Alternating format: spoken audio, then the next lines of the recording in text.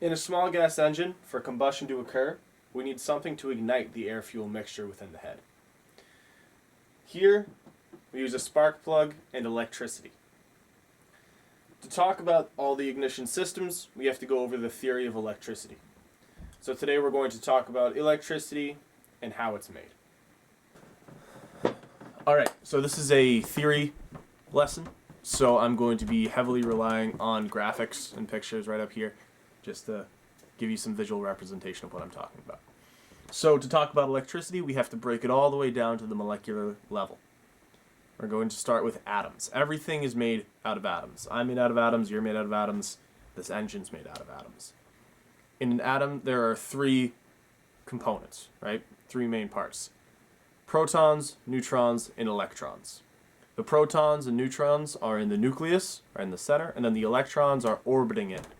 And the electrons, if you've had chemistry, get shared between different atoms, and they create bonds. So electrons and electricity, they sound very similar. There's a reason. Whenever we have a movement of electrons, we have electricity. Electricity can be defined as nothing else than the movement of electrons. Some materials are very happy to share their electrons. Some materials are not.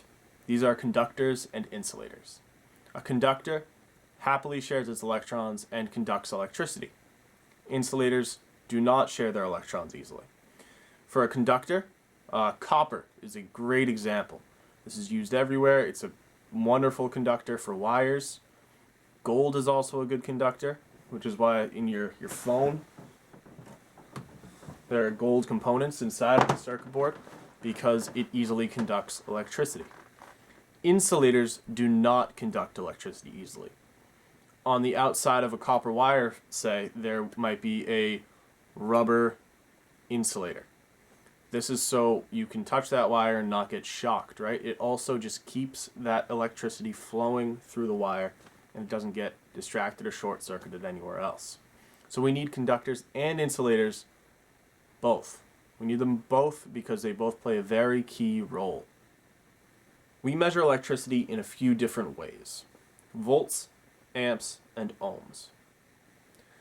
Volts is the force on the electron. That's the push behind it. Amps is how many electrons are in a given space in a given time. And then ohms is the resistance to electrical flow. So volts is the push. So that's the force on it, right? Amps, it only takes 1 amp to stop your heart. It also only takes 1 amp to start it again. When you watch medical shows or like EMT shows, whatever you want to watch, the defibrillator that they use to start people's heart, that has at least 1 amp of electricity running through it. They are literally jump-starting that person's heart. Ohms is the resistance to this. So if you are charging your phone, let's say you're on 20%, but you're about to go somewhere, so you throw your phone on the charger, and then you have to leave before it's fully charged. So you get from 20 up to 75%, and you go to unplug your charger from the wall. Your block, whatever you want to call it, the block that's plugged into the wall, will be warm. That's the friction of the electrons moving through the conductors. And that resistance to flow is ohms. So when you think about rubbing your hand together, creating friction like that, the same thing is happening inside those conductors with the electricity. It's the resistance to that is called the ohms. Volts is the push. Amps is how many electrons are in a given space at a given time. And ohms is the resistance to electrical flow. To harness electricity and get it to do what we want with it, we set up electrical circuits. There are 2 main types, series and parallel. Series circuits, everything runs in a big loop, comes from the power source through all the loads and then back into the source. And then a parallel circuit is set up where everything's parallel with each other. In a series circuit, the voltage is divided equally between the loads. Let's say that's light bulbs. If you've got 9 volts running through and 3 light bulbs, each light bulb will get 3 volts. in that series circuit, they will all get the same amount of amps. In a parallel circuit, you divide the amps equally between the loads. So in this case, if you have 3 light bulbs in a parallel circuit, and you have 3 amps pushing 9 volts, then you would have each of those light bulbs will now get 9 volts. That won't get divided equally, but they're each going to get 1 amp. The amperage will be divided evenly between the loads. So that's a quick, down and dirty difference between a series and a parallel circuit. All right, to talk about electricity, we also have to talk about magnets.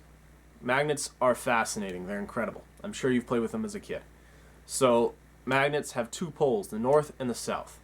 Opposite poles attract to each other, and similar poles repel. So north to south attracts, north to north repels. Permanent magnets work because of the molecular structure inside. They're all lined up nice and evenly. A non-magnetic substance, everything just kind of off in different directions. It's not lined up perfectly. Think about it like a marching band would be magnetic because everyone's lined up in order doing one thing, and then a non-magnetic substance would be like a mob of people who aren't marching in tune together, right? So that's magnets. When we run electricity through a coil of wire, we also create a magnetic field. As the electricity moves along, a magnetic field is formed around the wire. It's not strong enough for us to do anything with it, so we have to create an electromagnet. An electromagnet is nothing more than a conductor wrapped around a ferrous core, and then we push electricity through that conductor. It multiplies that magnetic field. If there's a lot of coils around, then it makes it stronger.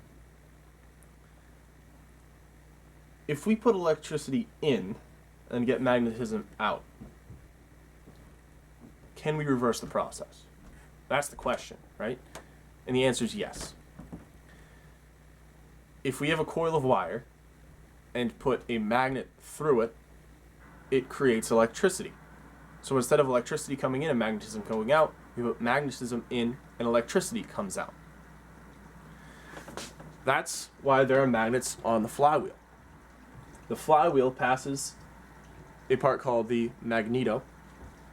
No, it's not from the X-Men, but that's where they got the name. It's the magneto. As the magnets pass the magneto has a coil of wire in there. The magnets pass by the coil of wire and create electricity. On this engine, it creates about 30,000 volts. 30,000 volts from this tiny thing. A house runs on 120 volts. The difference is that this has almost no amps. So there's not a lot of electrons. There's a lot of push to it, but there's not a lot of electrons. A house has a lot of amps in comparison. So we went over a lot of theory today, which is all background knowledge that you're going to need to learn about the actual ignition system on an internal combustion engine. Talked about what electricity is. It's the movement and flow of electrons. There are volts, amps, and ohms. Volts is the push. Amps is how many electrons are in a given space at a given time. And ohms are the resistance to flow. We talked about magnets, about how in a permanent magnet everything is organized and straightforward compared to a